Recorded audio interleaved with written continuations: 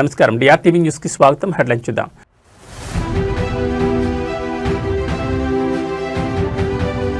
పశ్చిమాసియాలో యుద్ధ జ్వాలలు, ట్రంప్ డెడ్లీ వార్నింగ్.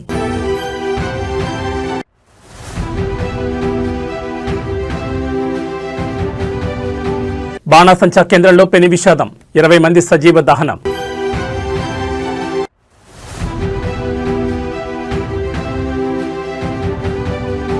ఫార్ములా ఈ రేస్ కేసులో బిగ్ ట్విస్ట్, కేటీఆర్ కు చిక్కులు.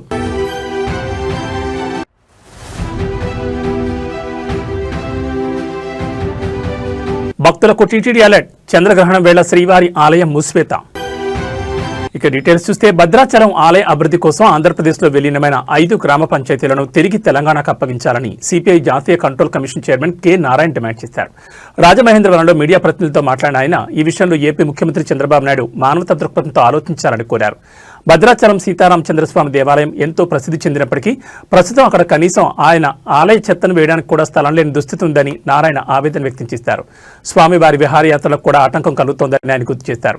ఇటీవల తెలంగాణ మంత్రి తుమ్మల నాగేశ్వరరావు సీఎం చంద్రబాబును కలిసి 5 గ్రామాలను కోరడాన్ని నారాయణ సమర్థించారు. ఈ ప్రతిపాదన అత్యంత సమంజసమైందని ఆయన పేర్కొన్నారు. రాష్ట్ర విభజన సమయంలో పోలవరం ప్రాజెక్టు కోసం 7 మండలాలను ఏపీలో కలిపిన విషయాన్ని ప్రస్తావిస్తూ ఇప్పుడు ఈ 5 గ్రామాల విషయంలో పట్టుదలకు పోకుండా 2 రాష్ట్రాల మధ్య సామరస్య పూర్వక పరిష్కారం లభించాలని ఆయన సూచించారు. మరి భద్రాచలం ఆలయ అవసరాల దృష్ట్యా ఏపీ ప్రభుత్వం ఈ 5 గ్రామాలపై ఎలాంటి నిర్ణయం తీసుకుంటుందో వేచి చూడాలి.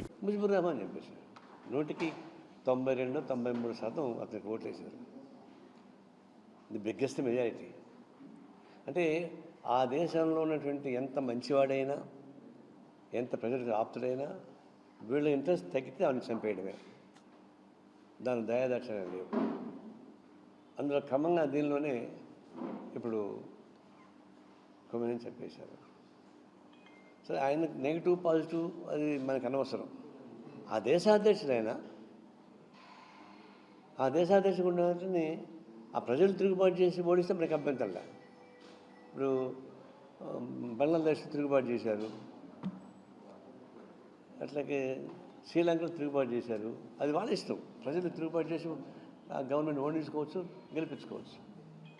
మరి అమెరికన్ పాత్ర ఏంటి? నా మాట లేకపోతే నేను చంపేస్తాను చెప్పేసి అంటే చెప్పడం అంటే పాలిటిక్స్ కాదు ఇది. ప్రపంచ టెర్రరిస్ట్ ఎవరన్నా ఉంటే టెర్రరిస్ట్కి నెంబర్ 1 మోడీ కాదు, ట్రంప్ అవుతాడు. ఇప్పుడు ప్రైమ్ మినిస్టరు నిన్నగా మొన్న ఇజ్రాయెల్ పోయాడు. అసలు మామూలుగా ఇజ్రాయెల్కు మనకు సంబంధాలు లేవు. మోడీ వచ్చిన తర్వాతనే ఇజ్రాయెల్ సంబంధం పెట్టుకున్నాం. అంతకుముందు ఇజ్రాయెల్, ఎందుకంటే ఇజ్రాయెల్ పాలిస్తాన్ని చంపేస్తూ ఉంది, గాజాలను దాడులు చేస్తూ ఉంది, మానవత రహితమైనటువంటి పద్ధతుల్లో ఆందోళన చేస్తున్నారు. కాబట్టి పొలిటికల్గా, బడ్జెటల్గా, ప్రోటోకాల్గా కూడా భారతదేశం ఇజ్రాయెల్ని సంబంధాలు పెట్టుకోలేదు. మోడీ వచ్చిన తర్వాతనే దాన్ని స్టార్ట్ చేశాడు. ఎందుకు? అమెరికా ట్రంప్ని ప్లీజ్ చేయడానికి. ఇప్పుడు మనం పోయాడు. ఎందుకు పోయాడికి? ఇజ్రాయెల్కి ఏం పని ఉంది? ఆడపోయి టెర్రరిజానికి వ్యతిరేకంగా మనం ఫైట్ చేద్దామని చెప్పేసి ప్రకటించాడు. అసలు టెర్రరిస్ట్ దేశమే ఇజ్రాయెల్. ఇజ్రాయెల్ కన్నా మించిన టెర్రరిస్టులు ఉన్న దేశం ఉందా? ట్రంప్ కన్నా మించిన టెర్రరిస్ట్ మనగాడు ఉన్నాడు ప్రపంచంలో. వాళ్ళ దగ్గర పోయి మనం టెర్రరిజం ఫైట్ చేయాలంటే అర్థం ఏంటి? ఇదంతా మోసపూరితమైనటువంటి ప్రకటన, న్యాయబద్ధ రాజకీయ ప్రకటన కావు. ఇప్పుడు కరెక్ట్గా మరుసటి రోజే కొమ్మిని చంపేశారు. ఆయన సుదీర్ఘ చరిత్ర ఉన్నటువంటి వ్యక్తి. ఇప్పుడు మనకేం సంబంధం అంటాం మనం. దాన్ని చంపిన వాళ్ళు ఇప్పుడైంది దాదాపు 444 ఫ్లైట్స్ క్యాన్సిల్ అయిపోయినాయి. ఎక్కడ వాళ్ళు ఆగిపోయారు. మన ఇండియన్స్ ఎక్కువ మంది పనిచేస్తారు గల్ఫ్ కంట్రీస్లో. వాళ్ళందరూ హతాహతం అయిపోయారు. దాదాపుగా 45-50% ఆయిల్ ఇంపోర్టు ఇరాన్ నుంచి జరుగుతుంది. తర్వాత ఆ రూటు జరుగుతుంది. అవి మొత్తం ఆగిపోయింది. తెలంగాణ రాజకీయాల్లో ఆసక్తికర పరిణామం చోటు చేసుకుంది. కోకాపేటలోని శారదాపేటం భూముల వ్యవహారంలో ముఖ్యమంత్రి రేవంత్ రెడ్డి తీసుకున్న తాజా నిర్ణయంపై బీఆర్ఎస్ సీనియర్ నేత ఎమ్మెల్యే హరీష్ రావు స్పందించారు. ఒకవైపు సీఎం నిర్ణయాన్ని స్వాగతిస్తూనే మరోవైపు ప్రభుత్వ తీరుపై నిప్పులు చెరిగారు. హరీష్ రావు శారదాపేటం భూములను తిరిగి పీఠానికే కేటాయించడం శుభపరిణామని అభివర్ణించారు. ఇది రాజశ్యామలాదేవి అమ్మవారి కృపతో జరిగిన ధర్మ విజయమని, భక్తుల పోరాటానికి దక్కిన ఫలితమని ఆయన కొనియాడారు. ముఖ్యమంత్రి రేవంత్ రెడ్డికి అమ్మవారే సరైన బుద్ధి ప్రసాదించారని, అందుకే తన నిర్ణయాన్ని వెనక్కి తీసుకున్నారని హరీష్ రావు ఎద్దేవా చేశారు. పీఠం భూముల విషయంలో హర్షం వ్యక్తం చేస్తూనే మరో వివాదాస్పద అంశాన్ని హరీష్ తెరపైకి తీసుకొచ్చారు. రేవంత్ రెడ్డి అల్లుడి అనుయాయులకు నామినేషన్ పద్ధతిలో కేటాయించిన 17 ఎకరాల భూమి సంగతేంటని ఆయన ప్రశ్నించారు. పర్యావరణ నియామకాలకు విరుద్ధంగా ప్రభుత్వ ఖజానాకు నష్టం చేకూర్చేలా హెచ్ఎండిఏ ద్వారా ఇచ్చిన ఆ భూమిలో కొనసాగుతున్న క్రషర్ యూనిట్ను తక్షణమే రద్దు చేయాలని డిమాండ్ చేశారు. ప్రజా ప్రయోజనాలకు విరుద్ధంగా రేవంత్ ప్రభుత్వం తీసుకునే ప్రతి నిర్ణయంపై బీఆర్ఎస్ తన పోరాటాన్ని ఆపదన్నారు. ఖజానాకు తూట్లు పొడిచే పనులను సహించేది లేదన్నారు హరీష్ రావు. రోడ్ యువతల మఠం ఉంది, రోడ్ అవతల 17 ఎకరాల ప్రభుత్వ స్థలం ఉంది. అక్కడ కట్టొచ్చు కదా. వాటర్ వర్క్స్ బిల్డింగ్ కట్టాలంటే, వాటర్ వర్క్స్ ఫెసిలిటీ చేయాలంటే అక్కడ కట్టొచ్చు కదా. అదేమో నీ అల్లునికి అప్పచెప్పినావు. ఇగో ఇది నేను సమాచార హక్కు చట్టంలో ఈ కోకాపేట్లో సర్వే నంబర్ 239, 240లో మైనింగ్ కోసం ఎవరికైనా భూములు కేటాయించారా అని నేనే అడిగాను. ఇందులో స్పష్టంగా చెప్పినారు. సర్వే నంబర్ 239, 240లో భాగ్యలక్ష్మి మైన్స్ అండ్ మినరల్స్ వారికి మేము 10 ఎకరాల భూమి కేటాయించామని చెప్పారు. కేటాయించింది 10 ఎకరాలు, కబ్జా పెట్టింది 17 ఎకరాలు. ఇది ఓఆర్ఆర్ కు కిలోమీటర్ లోపలే ఉన్న నీ అల్లుడికి అప్పచెప్పినవు. ఇది నువ్వు ఈ భాగ్యలక్ష్మి మైన్స్ అండ్ మినరల్స్ వెనుక ఎవరున్నారు? నీ అల్లుడి మనుషులు దీని వెనుక ఉన్నారు. తిరుమల తిరుపతి దేవస్థానం చైర్మన్ బీఆర్ నాయుడును లక్ష్యంగా చేసుకుని సోషల్ మీడియాలో జరుగుతున్న దుష్ప్రచారం ఇప్పుడు తెలుగు రాష్ట్రాల్లో సంచలనంగా మారింది. తన వ్యక్తిగత ప్రతిష్టను అలాగే పవిత్రమైన టీటీడీ గౌరవాన్ని దెబ్బతీసేందుకు కొందరు కుట్ర పన్నారని ఆయన తీవ్రంగా ఖండించారు. గత కొన్ని రోజులుగా బీఆర్ నాయుడు ఒక మహిళతో సన్నిహితంగా ఉన్నట్లు చూపే వీడియోలు సోషల్ మీడియాలో వైరల్ అయ్యాయి. ముఖ్యంగా ప్రత్యర్థి పార్టీ మద్దతుదారులు వీటిని పెద్ద ఎత్తున ట్రోల్ చేస్తున్నారు. ఈ వీడియోలపై స్పందించిన బీఆర్ నాయుడు ఇవి పూర్తిగా ఏఐ సాంకేతికతతో సృష్టించినవని స్పష్టం చేశారు. తన రూపాన్ని అనుకరించేలా అత్యున్నత సాంకేతికతను వాడుకుని ఈ తప్పుడు వీడియోలు రూపొందించారని ఆయన ఫేస్బుక్ వేదికగా వివరించారు.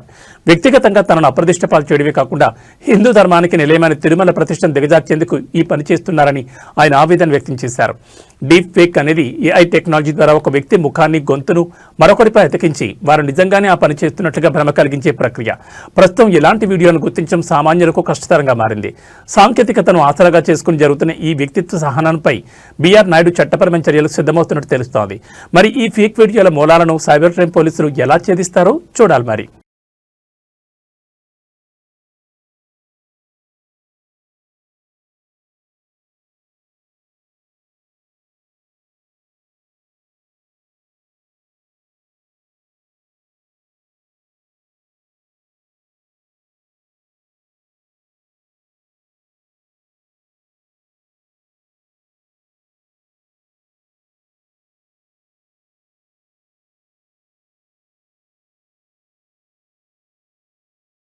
అంతర్జాతీయంగా నెలకొన్న యుద్ధ మేఘాలు ఇప్పుడు విమాన ప్రయాణికులను వణికిస్తున్నాయి. ఇరాన్, అమెరికా, ఇజ్రాయెల్ మధ్య తలెత్తిన భీకర దాడుల కారణంగా మిడిల్ ఈస్ట్ గగనతలం మూతపడింది.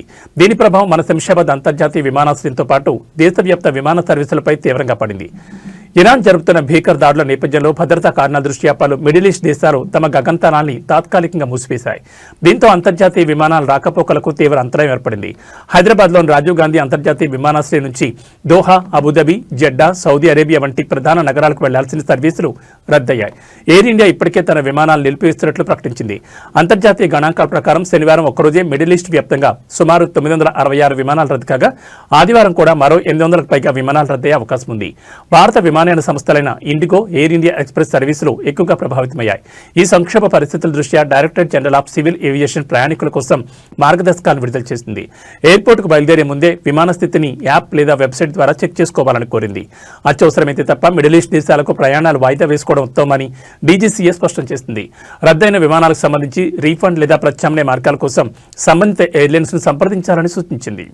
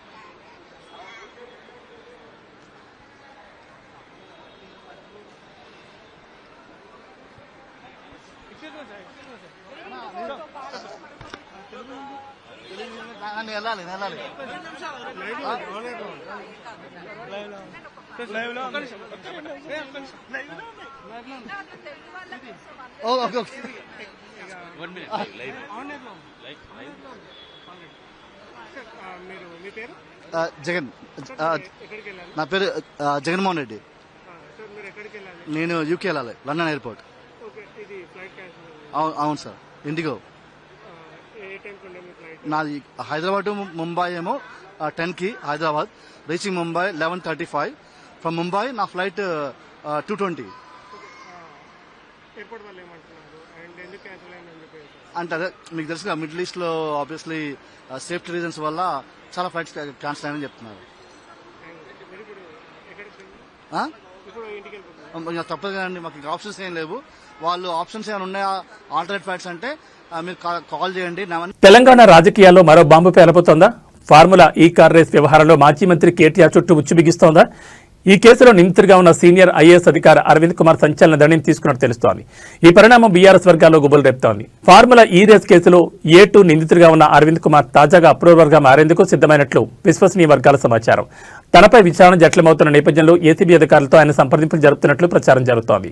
మున్సిపల్ శాఖ ప్రిన్సిపల్ సెక్రటరీగా పనిచేసిన సమయంలో నిబంధనలకు విరుద్ధంగా కోట్లాది రూపాయల నిధుల మళ్లింపు జరిగిందని ఏసీబీ ఇప్పటికే గుర్తించింది. ఒకవేళ అరవింద్ కుమార్ అప్రూవర్గా మారి సాక్ష్యం చెబితే అప్పటి మంత్రి కేటీఆర్ మేరకు ఈ కేసు గట్టిగా చుట్టుకునే అవకాశం ఉంది.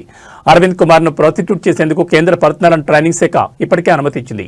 అటు కేటీఆర్ ప్రాసిక్యూషన్ కు గవర్నర్ కూడా గ్రీన్ సిగ్నల్ ఇవ్వడంతో విచారణ వేగవంతమైంది. ఇటీవల జరిగిన ఐఏఎస్ బదిలీలో అరవింద్ కుమార్ కు ప్రభుత్వం ఎలాంటి పోస్టింగ్ ఇవ్వలేదు. ఛార్జిషీట్ దాఖలు చేసే లోపే ఆయన అప్రూవర్ గా మారి నిజాలు వెల్లడిస్తారని ఉత్కంఠ నెలకొంది. అరవింద్ కుమార్ నోరు విప్పితే ఫార్ములా ఈ రేస్ వెనుక ఉన్న అతలు కుట్టు బయటపడుతుందా? కేటీఆర్ మేరకు ఈ చిక్కులు ఎలా చుట్టుకుంటాయి అనేది ఇప్పుడు రాష్ట్ర రాజకీయాల్లో హాట్ టాపిక్ అయింది.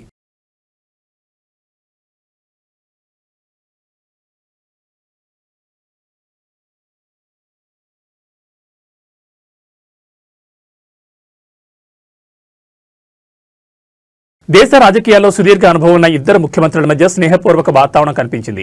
బీహార్ ముఖ్యమంత్రి నితీష్ కుమార్ పుట్టినరోజును పురస్కరించుకుని ఆంధ్రప్రదేశ్ ముఖ్యమంత్రి చంద్రబాబు నాయుడు ఆయనకు హృదయపూర్వక శుభాకాంక్షలు తెలిపారు. బీహార్ సీఎం నితీష్ కుమార్ ఈ రోజు తన 76వ జన్మదినాన్ని జరుపుకుంటున్నారు. ఈ సందర్భంగా ఆదివారం ఉదయం సోషల్ మీడియా ప్లాట్ఫామ్ ఎక్స్ వేదికగా చంద్రబాబు ప్రత్యేక సందేశాన్ని పోస్ట్ చేశారు. నితీష్ కుమార్ సంపూర్ణ ఆయురారోగ్యాలతో సంతోషంగా ఉంటూ సుదీర్ఘకాలం ప్రజాసేవలో కొనసాగాలని చంద్రబాబు ఆకాంక్షించారు. భారత రాజకీయాల్లో అత్యంత అనుభవజ్ఞులైన నాయకుల్లో నితీష్ కుమార్ ఒకరని, బీహార్ అభివృద్ధికి మరియు ప్రజల సంక్షేమానికి ఆయన చేస్తున్న కృషిని చంద్రబాబు ఈ సందర్భంగా ప్రశంసించారు. ప్రస్తుతం కేంద్రంలోని ఎన్డీఏ కూటమిలో తెలుగుదేశం పార్టీ మరియు జనతాదళ్ యునైటెడ్ కీలక భాగస్వాములుగా ఉన్న నేపథ్యంలో ఈ ఇద్దరు సీనియర్ నేతల మధ్య ఉన్న సాన్నిహిత్యం జాతీయ రాజకీయాల్లో ప్రాధాన్యత సంతరించుకుంది. నితీష్ కుమార్ పుట్టినరోజు సందర్భంగా దేశవ్యాప్తంగా పలువురు రాజకీయ ప్రముఖులు ఆయనకు శుభాకాంక్షలు తెలుపుతున్నారు. ప్రకాశం జిల్లాలో భారీ అగ్ని ప్రమాదం కలకలం రేపింది. టంగుటూరు మండలంలోని ప్రముఖ పొగాకు సంస్థ గాడ్ఫ్రే ఫిలిప్స్ ఇండియాలో ఆదివారం ఉదయం ఒక్కసారిగా మంటలు చెలరేగాయి. ఈ ప్రమాదంలో కోట్ల రూపాయల విలువైన ఆస్తి నష్టం వాటిల్లింది. కంపెనీలోని పొగాకు గ్రేడింగ్ యూనిట్ల మంటలు ఒక్కసారిగా చెలరేగి వేగంగా వ్యాపించాయి. దట్టమైన పొగతో పరిసర ప్రాంతాలు అంధకరమయంగా మారాయి. సమాచారం అందుకున్న వెంటనే అగ్నిమాపక యంత్రాలు ఘటనా స్థలానికి చేరుకున్నాయి. సిబ్బంది చాకచక్యంగా వ్యవహరించి మంటలు పక్కనే ఉన్న ఇతర గిడ్డంగులకు వ్యాపించకుండా అడ్డుకోగలిగారు. ఈ ప్రమాదంలో సుమారు 2,000కు పైగా పొగాకు బెళ్లు పూర్తిగా కాలిపురిదయ్యాయి. దీనివల్ల కంపెనీకి కోట్ల రూపాయల మేర నష్టం వాటిల్లిందని అంచనా వేస్తున్నారు. విద్యుత్ సరఫరాలో ఏర్పడిన షార్ట్ సర్క్యూట్ కారణంగానే ఈ ప్రమాదం జరిగి ఉండొచ్చని పోలీసులు ప్రాథమికంగా భావిస్తున్నారు. ప్రస్తుతం పోలీసులు కేసు నమోదు చేసుకుని దర్యాప్తు చేస్తున్నారు. అగ్ని ప్రమాదానికి అసలు కారణాలు విచారణలో తెలియాల్సి ఉంది.